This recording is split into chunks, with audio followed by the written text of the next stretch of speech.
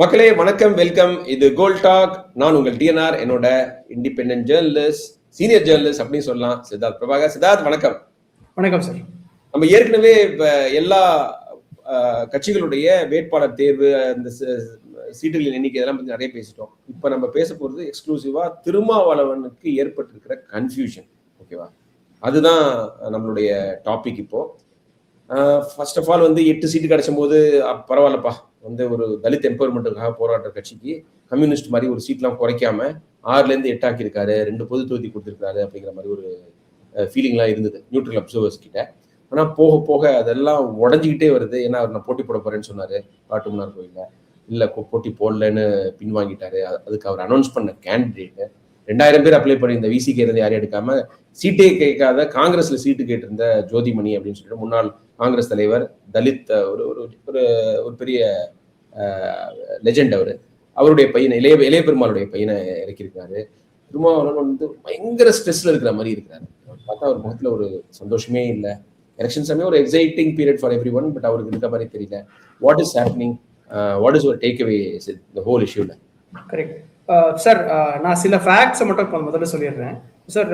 Doctor Thirumavalavan என்ன சொல்லியிருக்காருன்னா, அவர் Tamil Nadu assembly enter ஆகணும், நான் ஒரு மாநில அரசுல நான் ஒரு பிளேயரா இருக்கணுங்கிற மாதிரி அது என்னுடைய லாங் ஸ்டாண்டிங் ஆம்பிஷனுங்கிறதுன்னு சொல்லி அவரு இந்த முடிவு நினைச்சேன், முடியலன்ட்டு. அதுக்கு முன்னாடியே நான் போட்டி போடணும்னு நினைச்சேன். இன்ஃபேக்ட் நம்ம பார்த்தோம்னா 2016 மக்கள் நல்ல கூட்டணியில 87 ஓட்ஸ்ல தோத்தாரு அவரு காட்டுமன்னார் கோவில்ல. அது ரொம்ப பெரிய ஹார்ட் பிரேக்கிங் ஒரு விஷயமா இருந்துச்சு அவருக்கு. எனிவே, அப்புறம் 2வது ஃபேக்ட் அவர் என்ன சொல்றாருன்னா, நான் எதுக்கு இந்த முடிவை எடுத்தேன், வித்ட்ரா பண்ண முடிவை ஏன் எடுத்தேன்னா, அதை அது என்னுடைய அம்பிஷன். நான் ஒரு அம்பிஷியஸான லீடரு, நான் டெபுட்டி சிஎம் ஆகணும்னு ஆசைப்படுறேங்கிற மாதிரி என்னை பார்த்தாங்க. இதை இந்த கூட்டணிக்கு அகேன்ஸ்டா இருக்கிறவங்க இந்த கூட்டணியை உடைக்கிற ஒரு முயற்சியா பார்த்தாங்க. அதனாலதான் நான் இந்த முடிவுல இருந்து வாபஸ் வாங்கினேன் அப்படிங்கிற மாதிரி சொல்றாரு சார். என்னுடைய அப்சர்வேஷன் என்னன்னா, டாக்டர் திருமாவளவன் அவருக்கு கிரிட்டிசிசம்னால பயங்கரமா பாதிக்கப்பட்டிருக்காரு. அந்த கிரிட்டிசிசம், அவர் அம்பிஷியஸான ஒரு லீடருங்கிற ஒரு கிரிட்டிசிசம் பார்த்து ரொம்ப அவர் பாதிக்கப்பட்டிருக்காரு. நான் ஒரு பாசிட்டிவான விஷயமா எப்படி பாக்குறேன்னா, அவர் மறுபடியும் தன்னை ஒரு ரொம்ப பேஷண்டான லீடர், ஒரு லார்ஜர் இன்ட்ரெஸ்ட், நான் ஒரு லாங்கர் வெயிட்டிங் கேம் ஆடணும் அப்படிங்கிற மாதிரி ஒரு ஒரு யூகத்தை முன்வைக்கிறாரு. ஆனா என்னுடைய கருத்து என்னன்னா, அது இன்னைக்கு இருக்கிற யங்ஸ்டர்ஸ் உடைய அசர்ட்டிவ் பாலிடிக்ஸ், யங் தலித்ஸ் முன்வைக்கிற அசர்ட்டிவ் பாலிடிக்ஸோட அது சிங்க்ல இருக்காங்கிறது பெரிய கேள்விக்குறி. 2வது பாயிண்ட். 3வது பாயிண்ட் என்னோட அப்சர்வேஷன் என்னன்னா, கண்டிப்பா DMK ecosystem, DMK leader யாருமே ஆன் ரெக்கார்ட் எதுவுமே பேசல. ஸோ நம்ம டிஎம்கே லீடர்ஸை குறை சொல்ல, ஆனா டிஎம்கே சார்ந்த ஒரு ஈகோ சிஸ்டம் இருக்குல்ல, அதுக்கு அவங்களுக்கு டாக்டர் திருமாவளவன் அசம்பிளியில என்டர் ஆகி ஒரு எம்எல்ஏவோ ஒரு மினிஸ்டரா இருக்கிறதுக்கு அவருக்கு வாய்ப்பு கிடைச்சதுன்னா அது ரொம்ப அன்கம்ஃபர்டபுளா இருக்காங்க. இந்த ஒரு மூவ் எடுக்கிறதே அவங்களுக்கு ரொம்ப டிஸ்கம்ஃபர்ட்டா இருக்கு. அது நான் எப்படி பாக்குறேன்னா, தலித் அசர்ஷன் அவங்கள பாதிக்கிறது அப்படிங்கிற மாதிரி அவங்க பாக்குறாங்க. டிஎம்கேவே எந்த பார்ட்டி, அவங்களுடைய கூட்டணியில் இருந்த பார்ட்டியை இன்கன்வீனியன்ஸ் பண்ணாலே அவங்களுக்கு ஒரு பெரிய பிரச்சனையா இருக்கு. எனக்கு ஒரு முக்கியமான கேள்வி, டிஎம்கே கூட்டணியில இருக்கிற ஒரு டால் லீடர் இந்த எலெக்ஷனை கண்டெஸ்ட் பண்ணா அது அலையன்ஸ்க்கு நல்லது தானே? அவங்க பெட்டரா போய் பிரச்சாரம் பண்ணலாம், எனர்ஜெட்டிக்கா இருக்கலாம். என்னுடைய ஃபைனல் அப்சர்வேஷன், கண்டிப்பா doctor Thirumavalavan should have stuck to his guns. அவர் கண்டிப்பா கண்டெஸ்ட் பண்ணிருக்கலாம், என்ன கிரிட்டிசிசம் வந்தாலும் பாத்துக்கலாம் அப்படின்னு அவர் பண்ணிருக்கணும். எனக்கு தலித் பாலிடிக்ஸ்க்கு அசர்ட்டிவான லீடர்ஷிப் தேவைங்கிறது என்னுடைய பார்வை சார். ஓகே, ரொம்ப விரிவா சொல்லியிருக்கீங்க, எல்லாமே valid points Siddharth. First of all எனக்கும் பெரிய வருத்தம், ஒரு அற்புதமான பாயிண்ட் என்ன சொன்னீங்கன்னா, இப்ப இருக்கிற அசர்ட்டிவ் தலித் யங்ஸ்டர்ஸுக்கு இந்த மாதிரி பின்வாங்கிறது ஒரு பெரிய வருத்தத்தை ஏற்படுத்திருக்கும். திருமாவை பயங்கரமா சப்போர்ட் பண்ணிட்டு இருக்கிற இளைஞர்கள் கூட, நம்ம நம்பிக்கை நட்சத்திரம் விடிவெளின்னு நினைக்கிறவங்க கூட ஏன் அண்ணன் முன் வச்ச காலை பின் வச்சாரு அப்படிங்கிற ஒரு டிசப்பாயின்மெண்ட் கிளியர் கட்டா இருக்கும். அப்புறம் நீங்க திமுக தலைவர்கள் யாருமே பேசலன்னு சொல்றீங்க, அதை வச்சு அவங்க ப்ரெஷர் போட்டிருக்க மாட்டாங்கன்னு நான் சத்தியமா நம்ப மாட்டேன். என்னை பொறுத்த வரைக்கும் திமுகவோட ப்ரெஷர் இல்லாம அவர் இந்த முடிவை எடுத்திருக்க மாட்டாருன்னு நான் நம்புறேன். நீங்க கேட்கலாம், இங்க ஏதாவது ப்ரூஃப் இருக்கா? ஸ்டாலின் சொல்லியிருக்காரா, உதயநிதி சொல்லியிருக்காரா, பப்ளிக்கா ஸ்டேட்மெண்ட் விட்டுருக்காங்களான்னு.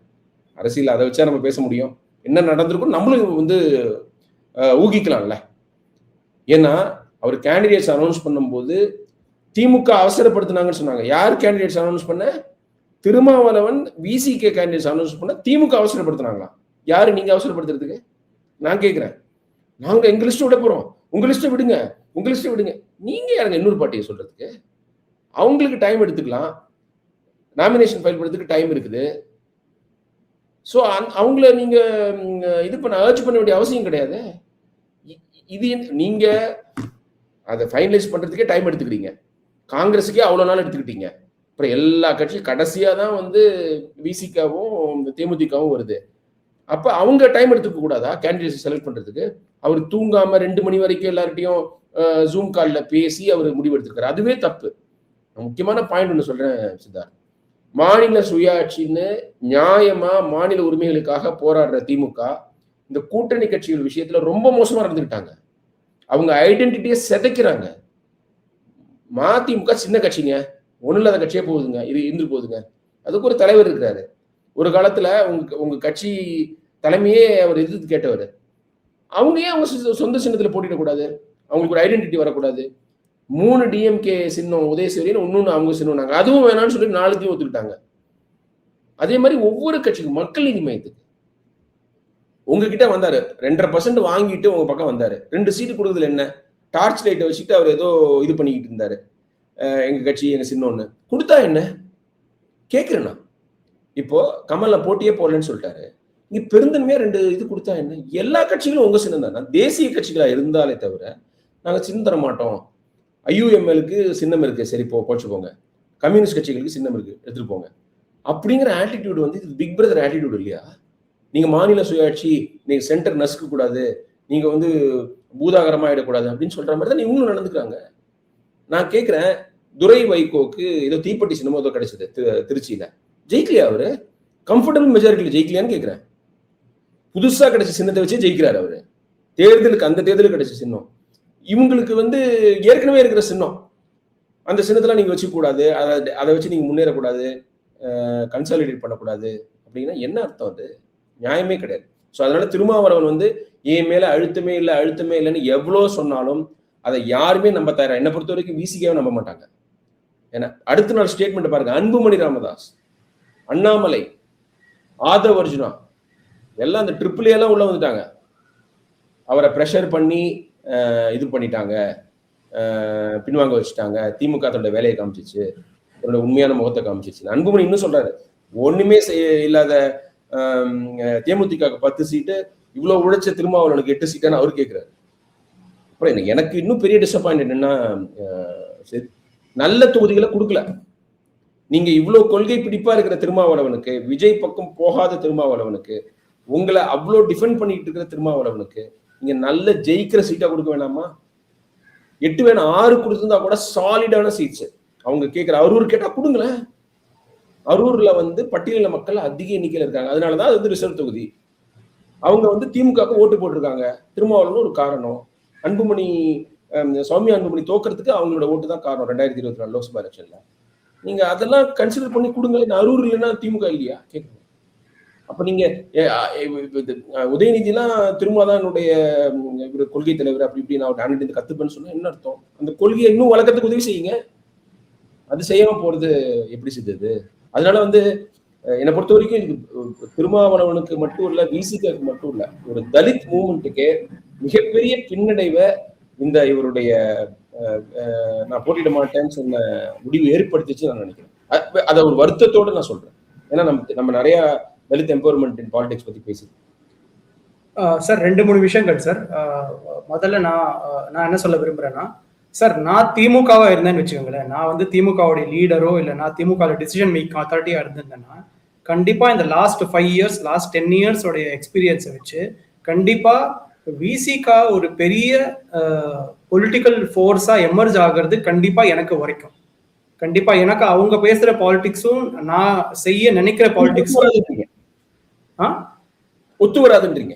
ஐ மீன் இல்ல ஒத்து வராது இல்ல ஆஸ் ஒரு செல்ஃபிஷ் இன்ட்ரெஸ்ட்ல டிஎம்கே, நான் டிஎம்கேவா இருந்தேன்னா கண்டிப்பா விசிகா மாதிரி ஒரு பார்ட்டி வளர்ந்து வர்றது வந்து கண்டிப்பா எனக்கு பிடிக்காது. அவங்க பேசுற பாலிடிக்ஸும் நான் செய்ய நினைக்கிற பாலிடிக்ஸும் அதே பாலிடிக்ஸ் தான். சோ அவங்க புரியல. அதாவது விசிகா பேசுற பாலிடிக்ஸ் திமுக ஒத்து வராதுன்றீங்க? இல்ல சார், நான் என்ன சொல்றேன்னா டிஎம்கே, நான் டிஎம்கேவா இருந்தேன்னா விசிகா வளர்ந்து வருது எனக்கு பிடிக்காது. எனக்கு விசிகா பேசுற பாலிடிக்ஸும் நான் பேசுற பாலிடிக்ஸும் ஒரே பாலிடிக்ஸ் தான். இல்ல நான் செய்ய நினைக்கிற பாலிடிக்ஸும் ஒரே பாலிடிக்ஸ் தான். நான் செய்ய நினைக்கிற பாலிடிக்ஸ் ஆனா செய்ய மாட்டேன். அதுல நடைமுறையில் நிறைய சிக்கல்கள் இருக்கு. சோ விசிகா வளர்ந்து வந்துச்சுன்னா கண்டிப்பா அது என் பார்ட்டிக்கு ஒரு சில பிரச்சனைகளை உண்டாக்கும். இது எப்படின்னா நம்ம கார்பரேட் சென்ஸ்ல புரிஞ்சுக்கணும்னா, ஒரு பாஸ் வந்து அவனுடைய சபார்டினேட் வளர்ந்து வந்தானா பாஸ் அவன் ரீப்ளேஸ் பண்ணிடுவாங்கிற மாதிரி அவருக்கு பாஸுக்கு ஒரு ஒரு இன்செக்யூரிட்டி வரும். அந்த விதத்துல தான் நம்ம இதை புரிஞ்சுக்கணும். எனக்கு விசிகே லாஸ்ட் 5 இயர்ஸ்ல இந்துத்துவாக்கு அகேன்ஸ்டா ஒர்க் பண்ணது ஃபேண்டாஸ்டிக் ஒர்க் பண்ணியிருக்காங்க. அவங்க இன்ஃபேக்ட் கிரவுண்ட் லெவல்ல இல்ல டாக்டர் திருமாவளவன் மாதிரி ஒரு லீடர் வந்து இந்துத்துவ அப்போஸ் பண்றதுல ரொம்ப சூப்பரான வேலை பார்த்துருக்காங்க. எங்கேயுமே காம்ப்ரமைஸ் பண்ணாம பண்ணியிருக்காங்க. ஸோ கண்டிப்பா அது நம்ம முன்னாடி பேசியிருக்கோம். திமுகல வந்து அசர்ட்டிவ் தலித் பாலிடிக்ஸ், செப்பரேட்டா அசர்ட் பண்ற தலித் பாலிடிக்ஸ்க்கு அவங்க ரொம்ப அன்கம்ஃபர்டபுளா இருக்கிறத நம்ம பேசியிருக்கோம். ஸோ கண்டிப்பா நான் இப்படி பாக்குறேன் சார். இல்ல, என்னோட கம்ப்ளீட் டிஃபரெண்ட் டேக். அதாவது 2 பேரும் பண்ண நினைக்கிறது அப்படிங்கிறதுல எனக்கு வேறுபாடு இருக்கு. இவங்க நான் ஸ்டில் சொல்லுவேன், திமுகல தலித் எம்பவர்மெண்ட் இருந்திருந்ததுன்னா திருமாவளவன் விசிகா ஆரம்பிச்சிருக்க மாட்டார். எங்க வேணா நான் சொல்லுவேன். அவருடைய ideology most aligned with DMK. அவர் ஒரு அம்பேத்கரிஸ்ட் இருந்தாலும் எல்லா விஷயத்திலும் திமுகவோட அலைன் பண்ணி போறவர். ஆனா திமுக தலித்துகளுக்கு எம்பவர்மெண்ட் கொடுக்குதா கட்சியில? இல்ல. ஸ்டாட்ஸ் இல்ல, மாவட்ட செயலாளர்கள்ல இல்ல, நம்பர் ஆஃப் மினிஸ்டர்ஸ்ல இல்ல, அவங்களுக்கு கொடுக்குற போர்ட்போலியோல இல்ல. ஸோ அதனால வந்து 2 பேரும் ஒண்ணு நினைக்கிறாங்கன்னு என்னால சொல்ல முடியாது. டெஃபினட்டா திமுக கொடுக்கணும்னு நினைச்சா கூட செய்யல. நான் நினைக்கிறது வந்து கருணாநிதி ஸ்டாலின் வந்து உண்மையிலேயே தலித் மக்களுக்கான ரெப்ரசன்டேஷன் கொடுக்கணும்னு நினைக்கிறவங்க தான். ஆனால் அதை விட அவங்களுக்கு முக்கியமான கன்சர்ன் எலெக்ஷன்ல தோத்துடக்கூடாது. இந்த மாதிரி ரெப்ரசன்டேஷன் கொடுத்து எம்பவர் பண்ணா மற்ற ஜாதியெல்லாம் கேங்கப் பண்ணி நம்ம எலெக்ஷனை தோக்கடிச்சிருவாங்கிற பயம்தான் காரணம். அந்த பயத்தினால எடுக்க வேண்டிய முடிவை, நியாயமான முடிவுகளை அவங்க எடுத்ததே கிடையாது, எடுக்க போறதும் கிடையாது. அந்த ஒரு காரணத்துக்காக நான் சொல்றேன், அவங்களுக்கு ஒரு அந்த ஒரு அதனாலதான் இவங்க வளர விரும்ப மாட்டாங்க நான் சொல்றேன். அந்த காரணத்துக்காக தான் சார். நான் ரெண்டாவது என்னோட லாஸ்ட் பாயிண்ட்டை சொல்லி முடிச்சிடறேன். நீங்க ஒரு ரொம்ப இம்பார்ட்டன்டான கேள்வியை எழுப்புனீங்க. இந்த மாதிரி இந்த டாக்டர் திருமாவளவன் பின்வாங்கிறதுனால இது தலித் பாலிடிக்ஸோட ஈகோசிஸ்டமே வந்து கொஞ்சம் பின்னாடி கொண்டு போகுமாங்கிற மாதிரி ஒரு பாயிண்ட்டை வச்சிங்க சார். நான் இதை ரொம்ப டிஃப்ரெண்டா பாக்குறேன். நான் எப்படி பாக்குறேன்னா, social media, internet, 50 years Dravidian ரூல்னால தலித் அசர்ட்டிவ் பாலிடிக்ஸோடைய ஃபார்வர்ட் க்ரோத்தை யாராலையும் தடுக்க முடியாது. நான் ஒரு சின்ன எக்ஸாம்பிள் கொடுக்குறேன். நான் சாட்டர்டே நைட்டு வியாசை தோழர்களுங்கிற ஒரு வியாசர்பாடி எம்கேபி நகர்ல ஒர்க் பண்ற ஒரு யங் தலித் குரூப், அம்பேத்கரை பயங்கரமா முன்னிறுத்தி அவங்க ஒரு சோஷியல் ஒர்க், எஜுகேஷன் ஸ்பேஸ்ல சோஷியல் ஒர்க் பண்றாங்க. அந்த ஈவெண்ட்டுக்கு போயிருந்தேன். வியாசர்பாடி ஒரு லோ இன்கம் குரூப் செட்டில்மெண்ட்ல தான் அவங்களுடைய ஸ்மால் ஃபங்க்ஷனை வச்சிருந்தாங்க. செம்மையா இருந்துச்சு. அவங்க அம்பேத்கர் பத்தி பாடுறதும், இதை நிறைய தலித் லீடர்ஸ் பேசியிருக்காங்க இதை பத்தி. பட் நான் ஃபர்ஸ்ட் டைம் இவ்வளோ சூப்பரான ஒரு ஈவெண்ட்டை பார்க்குறேன். ஸோ நான் எப்படி பார்க்குறேன்னா, யங்ஸ்டர்ஸ், எஸ்பெஷலி தலித் யங்ஸ்டர்ஸ் ரொம்ப அசர்ட்டிவா, ரொம்ப ஸ்ட்ராங்கா, அசர்ட்டிவ்னா மிலிட்டண்டா இல்லை, ரொம்ப பொலைட்டா, டெமோக்ராட்டிக் ஸ்பேஸ்ல ரொம்ப அசர்ட்டிவா இருக்காங்க. ஸோ நம்ம இப்போ வந்து எந்த ஒரு லீடருக்கு பின்னடைவு வந்தாலும் அந்த தலித் அசர்ட்டிவ் பாலிடிக்ஸ் முன்னாடி தான் போகும்னு நான் ஸ்ட்ராங்கா நம்புறேன். ஸோ விசிகா பலவீனமா ஆச்சுன்னா அது அந்த ஸ்பேஸை ஃபில் பண்றதுக்கு வேற ஒரு ஈவன் ஸ்ட்ராங்கர் ஃபோர்ஸ் எமர்ஜ் ஆகும் தான் நான் நம்புறேன். ஓகே. எனக்கு அதுல என்ன சிக்கல்னா, இவர் திருமாவளவனும் டிப்பிக்கலா மெயின் ஸ்ட்ரீம் பார்ட்டிஸ்ல இருக்கிற தலித் லீடர்ஸ் மாதிரி அணுகப்படுவாரோ அப்படிங்கிற ஒரு பயம். என்ன பிரச்சனை? 44 தலித் எம்எல்ஏஸ் தமிழ்நாட்டில் இருக்கிறாங்க. தலித்ஸுக்கு எதிராக நடக்கிற அட்ராசிட்டில யாராவது வாய் தொடர்ந்து நீங்க பாத்துருக்கீங்களா? ஆணவ கொலையை பத்தி பேசி, கோயில் திருவிழால சம உரிமை கொடுக்காததை பத்தி பேசி, மயானத்துக்கு ரோடு இல்லாததை பத்தி பேசி, பள்ளிக்கூடத்துல ஆசிரியர் வந்து கழிவறையை சுத்தம் பண்ண சொன்னாங்க தலித் மாணவர்கள்ன்றதை பத்தி பேசி, ராசா கூட பேசினது இல்லைங்க. ராசா பேச மாட்டாரு, பேச விட மாட்டாங்க, அல்லது அவர் பேச மாட்டாரு. திமுகல நான் கேட்கிறேன், இந்த பிரச்சனையை பத்தி ராசாவால பேச முடியுமா முடியாதா? இவ்வளவு பிரச்சனைகள் தமிழ்நாட்டில் இருக்கு, வன்கொடுமைகள் நடக்குது, அவரால் பேச முடியுமா முடியாதா? ஏன் பேச மாட்டேங்கிறாரு? திமுக தலைமை விரும்பாது. இவர் பேச ஆரம்பிச்சாருன்னா அவர் ரொம்ப ஃபோர்ஸ்ஃபுல்லா பேசிடுவாரு. அது வந்து மற்ற சாதி இந்துக்களை, ஆதிக்க சாதி இந்துக்களை கோபப்படுத்திடுங்கிற பயம் இருந்துகிட்டே இருக்கும். புரியுதுங்களா? அந்த ஒரு சிக்கல்ல வந்து இவரும் மாட்டிக்கிட்டாரா? அதனாலதான் அம்பேத்கர் வந்து தனித்தொகுதி கேட்டாரு. அவர் கேட்டது தனித்தொகுதி. அதோடைய தத்துவம் என்னன்னா, நாங்க தலித் மக்கள் மட்டுமே ஓட்டு போட்டு எடுக்கிற ஒருத்தர் வந்து எங்களோட உரிமைகளுக்காக, எங்களோட முன்னேற்றத்துக்காக பேசுவாரு. மெயின் ஸ்ட்ரீம் பார்ட்டியில தேர்ந்தெடுக்கப்படுற தலித் ரெப்ரஸன்டேட்டிவ்ஸ் அவங்க தலைமைக்கு அடிமையாயிடுவாங்க. அதுதானே ஏடிஎம்கேல டிஎம்கேல நடக்குது. சார், ஒரே ஒரு குறுக்கீடு. நீங்க சொல்ற தனி தொகுதி வந்து இப்ப இருக்க தனி தொகுதியில செப்பரேட் எலெக்டோரேட். ஆமா, செப்பரேட் எலெக்டரேட், கரெக்ட். அதுக்கு காம்ப்ரமைஸா தான் இது வந்தது. அவர் கேட்டது, அவர் வந்து நான் தேர்ந்தெடுக்கிறவன் என்னுடைய வெல்ஃபேரை பேசுவான், எனக்காக நிற்பான், ஏன்னா நாங்க மட்டும் தான் ஓட்டு போட முடியும். இப்ப வந்து தனித்தொகுதியில எல்லாரும் ஓட்டு போட்டு ஜெயிக்க வைக்கிறோம். அவங்க வந்து மெயின் ஸ்ட்ரீம் பார்ட்டிஸோட ஸ்லேவ்ஸா இருக்கிறாங்க. அதுதான் உண்மை, நிதர்சனம் அதுதான். நீங்க ஒரு இன்சிடென்ட் கூட காமிக்க முடியாது. இதை ரஞ்சித் எல்லாம் பேசியிருக்காரு ஒரு 5-6 வருஷத்துக்கு முன்னாடி. எங்க பிரச்சனை வரும்போது எங்க போறீங்க அப்படின்னு வந்து அவர் ரொம்ப காட்டமா பேசியிருக்கிறாரு. சித்தார்த் வந்து அப்புறம் அவர் அந்த திருமாவளவன் தேர்ந்தெடுத்த கேண்டிடேட், நான் என்ன கேட்கிறேன், 2000 பேர் உங்களுக்கு பணம் கட்டி நாங்க தேர்தலில் நிக்கணும்னு சொல்றாங்க. கேட்காத தொகுதியை கேட்காத அல்லது கட்சியில இல்லாத ஒருத்தர் கொடுக்கறது எந்த விதத்தில்? அவரு ஒரு யங்ஸ்டரும் கிடையாது, 70 வயசுக்கு மேல ஆயிடுச்சு. What are you proving through his candidature? இளைய பெருமாள் பெரிய ஆள், எங்க ஊருக்கு பக்கம் தான், எங்க கிராமத்துக்கு பக்கம் தான். அவரை பத்தி நான் நிறைய கேள்விப்பட்டிருக்கேன். ஒரு பெரிய ஒரு ஸ்டேச்சர் உள்ள தலைவர். அவர் பையங்கிறதுனாலே நீங்க வந்து காங்கிரஸ் கட்சி உள்ள ஒருத்தர் கொடுக்குறீங்க. அப்புறம் புதுச்சேரியில 3 தொகுதியில போட்டிடுவோம்னு சொன்னீங்க. சுயமரியாதை தானே முக்கியம். உங்களுக்கு மரியாதை கொடுக்கல, மதிக்கலங்கிறதுனால தான் நீங்க போட்டிட்டீங்க. அப்ப அவங்க போட்டிட மாட்டாங்க அப்படின்னு சொல்றாங்க. இது வெயிட் பண்ணிட்டு இருக்காங்க. நான் என்ன சொல்றேன்னா, இந்த காஸ்டி சமூகம் வெயிட் பண்ணிக்கிட்டு இருக்கு. இவர் வந்து இப்போ இவரோட ஆக்ஷன்லாம் அந்த வைகோ வந்து 2016 பண்ணது, அதுக்கு முன்னாடி 2011 பண்ணது மாதிரி ஆயிடுச்சுன்றேன். அன்பார்ச்சுனேட்லி அந்த பிளிப் ஃபிளாப்ஸ், யூ டர்னு, அவருக்கு என்ன வேணா காரணம் இருந்தா கூட மக்கள் வந்து இந்த ப்ரெஷர்னால தான் அப்படி பண்றாரோன்னு நினைக்க ஆரம்பிச்சிட்டாங்க. சார், இதுல 2 விஷயங்கள் தான் சார். ஒன்று வந்து கண்டிப்பா நீங்க சொல்ற கன்ஃபியூஷன்ஸ்லாம் ஒரு டிஃப்ரெண்ட் மிக்ஸ் சிக்னல்ஸை சென்ட் பண்ணுது. நிறைய விசிகே டாக்டர் திருமாவளவனுடைய வெல்விஷர்ஸ் வந்து யோசிச்சுட்டு இருக்காங்க, இது என்னடா நடக்குது, இது என்ன என்ன எதுக்கு என்ன மாதிரியான கன்ஃபியூஷன் இருக்கு அப்படின்னு. சார், நான் எப்படி பாக்குறேன்னா, பொலிட்டிக்கலி நான் திருமாவளவனுடைய நிறைய ஸ்பீச்சஸ் பார்த்துருக்கேன். அவருடைய இன்ஃபேக்ட் நான் எனக்கு அவருடைய கொஞ்ச நேரம் இன்ட்ராக்ட் பண்ண ஒரே ஒரு வாட்டி வாய்ப்பு கிடைச்சது. அவர் வந்து பொலிட்டிக்கலி ரொம்ப மெச்சூரான லீடர். ஸோ அவர் ஒரு முடிவு எடுக்கிறாருன்னா கண்டிப்பா அது ஒரு நிறைய ஃபேக்டர்ஸை கன்சிடர் பண்ணி தான் எடுத்திருப்பாருங்கிறது நான் ஒன்று நம்புறேன்.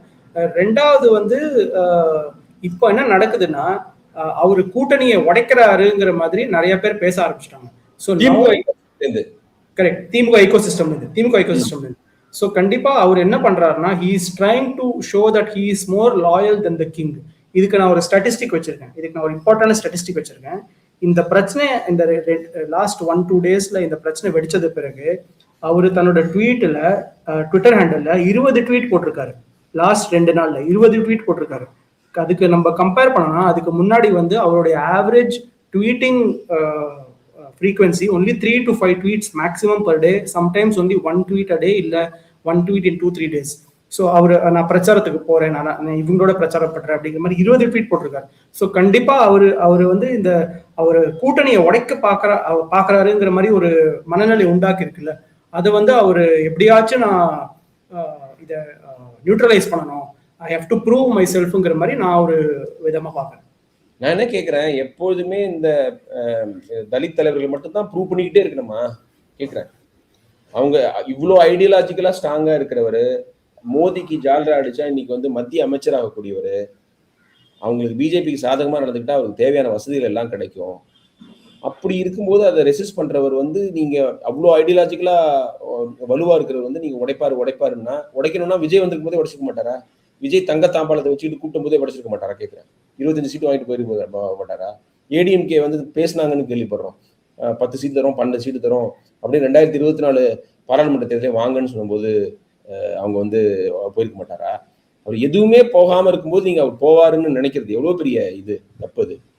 எனக்கு அதுதான் வருத்தமா இருக்கு. நம்ம 2 பேருமே வந்து அவருடைய அந்த தலித் அசர்ஷன், அந்த எம்பவர்மெண்ட் நடக்கணும்னு நினைக்கிற நபர்கள். அதனால நம்ம இந்த வேதனையோட நம்ம இதை பேசிக்கிட்டு இருக்கோம். அப்புறம் சித்தார்த் வந்து நீங்க பார்த்திருப்பீங்க, நம்ம வியூவர்ஸ்க்காக சொல்ல விரும்புறேன். நான் வந்து ஒரு எக்ஸ்ல ஒரு போஸ்ட் போட்டிருந்தேன். இதுதான் திருமாவளவனோட போட்டியிடாம திருமணத்துக்கு காரணமா இருக்கும். அதை நான் கொஞ்சம் ஷார்ட்டா சொல்ல விரும்புறேன். நம்பர் 1 வந்து திமுக திருமா போட்டியிட விரும்பினதை ஏன் விரும்பியிருக்காதுன்னா, அவர் ஹிந்துல கொடுத்த இன்டர்வியூ 26 தேர்தலுக்கு அப்புறம் இங்க களம் மாறும், கூட்டணி கட்சிகளை பிஜேபி உடைக்க முயலும், நான் இருக்கணும் இங்க அப்படின்னு சொன்னாரு. அப்ப வந்து களம் மாறும்னு சொன்னதே திமுகவுக்கு கம்ஃபர்டபுள் மெஜாரிட்டி கிடைக்காதோ, 4 பேரை இழுத்தா ஆட்சியை ஃபார்ம் பண்ணிடலாம், ஆட்சியை கவுக்கலாங்கிற ஒரு நிலைமை ஏற்படுமா அப்படிங்கிற இம்ப்ரெஷனை கிரியேட் பண்ணிடுச்சு. ஒரு ஸ்வீப்பிங் வின் ஃபார் திமுகன்னு பொது புத்தியில இருக்கிற ஒரு விஷயத்த இவர் கொஞ்சம் உடைச்சிட்டாரு. இப்ப இழுபறி வரா மாதிரி இவர் பேசிட்டாரு அப்படிங்கிற முதல் வருத்தம் திமுகவுக்கு. அப்புறம் கம்ஃபர்டபுள் மெஜாரிட்டியோட நம்ம ஜெயிச்சா கூட திருமாவளவன் வந்து சட்டமன்றத்துல உட்காந்தா வேங்கை வயல் மாதிரி, கவினோட ஆணவ படுகொலை மாதிரி, அப்புறம் ஸ்டேட் ஃபுல்லா நடக்கிற வன்கொடுமையில எதிர்த்து இப்ப சுந்தரை செல்வனோ பனையூர் பாபுவோ அல்லது ஆலூர் ஷானவாஸோ பேசுனதை விட பல மடங்கு பேச வேண்டிய கட்டாயம் திருமாவளவனுக்கு வரும். ஏன்னா அவர் ஒரு icon for Dalit people. They look up to him. அவர் பேசாம இருந்தாங்கன்னா அவங்க ஏத்துக்க மாட்டாங்க. அதனாலே அவர் பேச வேண்டிய வரும். திமுகவுக்கு சங்கடம் ஏற்படும், சட்டமன்றத்திலையும் வெளியிலையும். ஏன்னா தலித் பிரச்சனைகள், தலித் மக்களுக்கு எதிராக நடக்கிற வன்கொடுமைகள் நிக்க போறது இல்லை. அதுல திமுக மட்டும் கூட சொல்ல, இது நம்ம சமுதாயம், நம்ம கண்ட்ரி, இதுதான் சாதியம் வந்து எல்லாரோட மனசுலயும் இருக்குது. அப்புறம் ஒருவேளை தொங்கு சட்டமன்றம் ஏற்பட்டதுன்னா திருமாவளவனுக்கு டெபுட்டி சீஃப் மினிஸ்டர் கொடுக்கலாம்னு சொல்லி நீங்க சொல்லுவீங்க, நான் சொல்லுவேன், இந்த சிவில் சொசைட்டி சொல்லும், பொது சமுதாயம் வந்து புஷ் பண்ணும். ஏன்னா அவருக்கு அந்த தகுதி, திறமை எல்லாமே இருக்குது. பேச்சாற்றல், எழுத்தாற்றல், சிந்தனை ஆற்றல் எல்லாமே இருக்குது. ஒய் நாட் அப்படின்னு நம்ம கேட்போம். இது வரைக்கும் டெபுட்டி சீஃப் மினிஸ்டர் போஸ்ட் வந்து கருணாநிதி ஃபேமிலிக்கு தான் போயிருக்கு, ஒன்று ஸ்டாலினுக்கு போயிருக்கு, ஒன்று உதயநிதி போயிருக்கு தமிழ்நாட்டில். அது இன்னொரு பவர் சென்டரை கிரியேட் பண்ணும். அதை விட முக்கியமா மற்ற சாதிகளை, ஆதிக்க சாதிகளை கோபப்படுத்தும் இந்த எம்பவர்மெண்ட்டுங்கிற பயம் திமுகவுக்கு எப்போது இருக்கு. இது இன்னும் அதிகமாகும். அப்புறம் அஃப்கோர்ஸ் சிதம்பரத்துக்கு வந்து பை எலெக்ஷன் வரும். அதுக்கு யாரு செலவு பண்றது, யாரு கேண்டிடேட்டு அப்படிங்கிற ஒரு குழப்பம். அப்புறம் ஃபைனலா பிஜேபி வளர்ச்சிக்கு அவங்களோட டிசைனுக்கு எதிராக நான் ஒரு அரணா நிற்பேன் அப்படின்னு திரும்ப சொல்றாரு. திமுக அதுதானப்பா எங்களோட யூஎஸ்பி. நாங்க 2019 பெரும் வெற்றி நாடாளுமன்ற தேர்தலில் 24 ஜெயிச்சதுலாம் காரணம் நாங்க தான் பிஜேபியை வீரியமா வலுவா எதிர்க்கிறோங்கிறது. எங்களோட நீங்க எதிர்த்துருவீங்களா? நாங்க இருக்கு, நாங்க திமுக 49 ஃபார்ம் பண்ண கட்சி, அந்த ஈகோவும் இருக்குல்ல. 99 ஃபார்ம் பண்ண கட்சி 50 வருஷம் இன்னும் பழமையான கட்சியோட எதிர்த்துட முடியுமா? அதுவும் காரணம்னு எனக்கு தோணுது. ஸோ இதெல்லாம் சேர்ந்துதான் வந்து அவரை பின்வாங்க வச்சிருக்குன்னு நான் நம்புறேன். அவரு டெபுட்டி சீஃப் மினிஸ்டர் போஸ்டுக்காக ஆசைப்பட்டு வரேன்னு சொன்னார்ல, அது முன்னாடியே யோசிச்சிருக்கணும். அந்த யோசிக்கிற சிந்தனை அவர் கிடையாதுன்னு கேட்கிறேன். போட்டி போட போறேன் காட்டுமன்னார் கோயில்னு சொன்னார்ல, அதுக்கு முன்னாடியே இந்த மாதிரி பின்விளைவுகள் வரும்னு அவருக்கு தெரியாதா? நீங்க சொல்லுங்க. இல்ல கண்டிப்பா தெரிஞ்சிருக்கும் சார், கண்டிப்பா தெரிஞ்சிருக்கும். அது ஒரு அவரு இந்த அளவுக்கு ஒரு அவர் மேல அலையன்ஸை பிரேக் பண்ணுவாங்கங்கிற மாதிரி ஒரு அலிகேஷன்ஸ் டிஎம்கே ஈகோசிஸ்டம்ல இருந்து வரும்னு அவர் எதிர்பார்க்கலையோன்னு நான் நினைக்கிறேன். மற்றது எல்லாமே வந்திருக்கும். அவர் ஒரு பவர் ஹங்கிரியா ப்ரொஜெக்ட் பண்ணுவாங்கன்னா அவர் கண்டிப்பா நினைச்சிருப்பாரு. பட் அவர் அலையன்ஸே பிரேக் பண்ண போறாரு. இப்போ நீங்க சொன்னீங்கல்ல, பாமக தலைவர் அன்புமணி ராமதாஸ் வந்து அவரை பத்தி பேசினாரு, டிஎம்டிக்கு 10 கொடுத்தீங்க. பாமக தலைவர் அன்புமணி ராமதாஸ் ஏன் விசிகாக்காக குரல் கொடுக்க போறாரு? அவரு வந்து அலையன்ஸ்ல குழப்பத்தை உண்டாக்கணுங்கிறதுக்காக தான் பொலிட்டிக்கல் ஸ்டேட்மெண்ட் விடுறாரு. சோ நம்ம அதுக்கு ரொம்ப இம்பார்ட்டன்ஸ் கொடுக்க வேண்டிய அவசியம் பண்ணிருக்க மாட்டாங்க. இதெல்லாம் கண்டிப்பா பண்ணிருப்பாரு. அவரு என்ன ஃபோர்ஸி பண்ணிருக்க மாட்டாருன்னா, இவ்வளவு ஸ்ட்ரைடண்டா ஹிந்துத்துவ பாலிடிக்ஸ் அப்போஸ் பண்ண இவரை வந்து பிஜேபிக்கு சாதகமா இவரு நடக்கிறாருங்கிற மாதிரி ஒரு டிஎம்கே ஈகோசிஸ்டம் பேசுற விஷயங்களை அவர் எதிர்பார்த்துக்க மாட்டாரு. அவர் அதுல ஹர்ட் ஆயிருக்காரு, ரொம்ப கிளியரா தெரியும். அப்புறம் அவருக்கு வந்து இப்போ இன்னொன்னு புரிஞ்சிருக்கும், திமுகவோட ஃப்ரெண்ட்ஷிப் எல்லாம் அழுத்துது. அவங்களோட பவர், அந்த பாத் டு பவருக்கு யாராவது தடையா இருந்தா உண்மையிலேயே வந்து நான் கன்சிடர் பண்ணுவேன். திரு ஸ்டாலின் வந்து திருமாவளவனோட ஒரு அன்போட ஒரு இளைய சகோதரர் மாதிரி தான் பாக்குறேன். ஏன்னா 2021 முன்னாடி திருமாவளவன் சேர்ந்த கூட்டணி ஆட்சி அமைச்சது இல்லைங்கிற ஒரு இது இருக்கு, ஒரு ஒரு என்ன சொல்றது, ஒரு ஸ்டாட் இருக்கு. ஸோ அந்த மூட நம்பிக்கையெல்லாம் நம்பாம கூட்டணியில வச்சு ஜெயிச்சு ஆட்சி நடத்திட்டாரு ஸ்டாலின். அதை 26 வரைக்கும் கண்டினியூ பண்ணியிருக்காரு. விசிக மீட்டிங்ல போயிட்டு அவருக்கு அது அவார்டு கொடுத்த போது நான் என்ன தப்பு செஞ்சாலும் தட்டி கேட்கிற உரிமை திருமாவளவனுக்கு உண்டுன்னு சொன்னாரு. அது எவ்வளவு செய்ய முடியுங்கிறது அடுத்தது. பட் அது நீங்க பப்ளிக்கா சொல்றதே கூட அது வந்து ஒரு என்ன பொறுத்த வரைக்கும் ஒரு பெரிய விஷயம் தோணுது. நான் கருணாநிதி அவர்களை விட ரொம்ப சாதுரியமா எல்லாருக்கிட்டையும் கொஞ்சம் பெருந்தன்மையா நடந்துதான் இந்த கூட்டணியை கொண்டு வந்திருக்காரு. அப்படிப்பட்டவரே இது வந்து திருமாவளவன் என்னோட இவ்வளவு இணக்கமா இருக்கிற திருமாவளவனுக்கு எதிராக இப்படி ஒரு ஈகோ சிஸ்டம் இயங்குறத வந்து அலோவ் பண்ணிக்க கூடாதுன்னு நினைக்கிறேன்.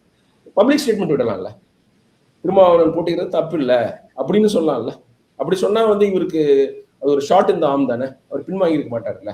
அதையே பண்ணல திரு ஸ்டாலின். உங்களோட இவ்வளோ துணையா என்ன திருமாவளவன் நீங்க இது பண்ணலன்னா என்ன அர்த்தம்? நல்ல தொகுதி தான் கொடுக்கல, அட்லீஸ்ட் கட்டியாவது கொடுத்துருக்கலாம்ல, நில்லு தம்பி பாத்துக்கலாம்னு. அது ஆப்வியஸ் சார், ஏன் பண்ணேங்கிறது ஆப்வியஸ்.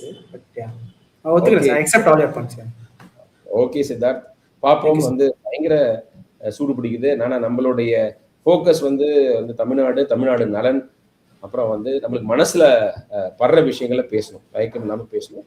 அதே சமயத்துல வந்து நாகரிகம் தவறாமல் பேசணுங்கிறத நம்மளுடைய நோக்கம் பண்ணிட்டு இருக்கோம்னு நினைக்கிறேன். நிறைய பேர் பார்க்க ஆரம்பிச்சிருக்காங்க, 1000 தாண்டி வியூஸ் வருது. ஸோ மக்களே தொடர்ந்து பாருங்க. வந்து சித்தார்த் வந்து ஒரு கமிட்மெண்ட்டோட ஃபாலோ பண்ணிக்கிட்டு இருக்காரு தமிழ்நாடு பாலிடிக்ஸை. என்னை விட இன்னும் காமாவும் இன்னும் கொஞ்சம் கூலாவும் அவர் பார்க்குறாரு. அதனாலதான் வந்து நான் சித்தார்த்தோட பேசுறது எனக்கு ரொம்ப பிடிச்சிருக்கு. நான் கொஞ்சம் அவரோட நிறைய வயசு அதிகமானவன கூட பிஹேவ் பண்றது அவர் வயசுல பாதி மாதிரி தான் பிஹேவ் பண்ணுவார், கொஞ்சம் ஒரு உணர்ச்சி வசப்படுற type. Thank you Siddharth for your time and for your insights. Right மக்களே, தொடர்ந்து பாருங்க கோல்ட் டாக் தமிழ்நாடு அரசியல். மேபி எலெக்ஷன் முடிஞ்சோடனே மற்ற விஷயம்லாம் கூட பற்றி பேசுவோம். Thank you, and we meet again. This is TNR and Siddharth signing off.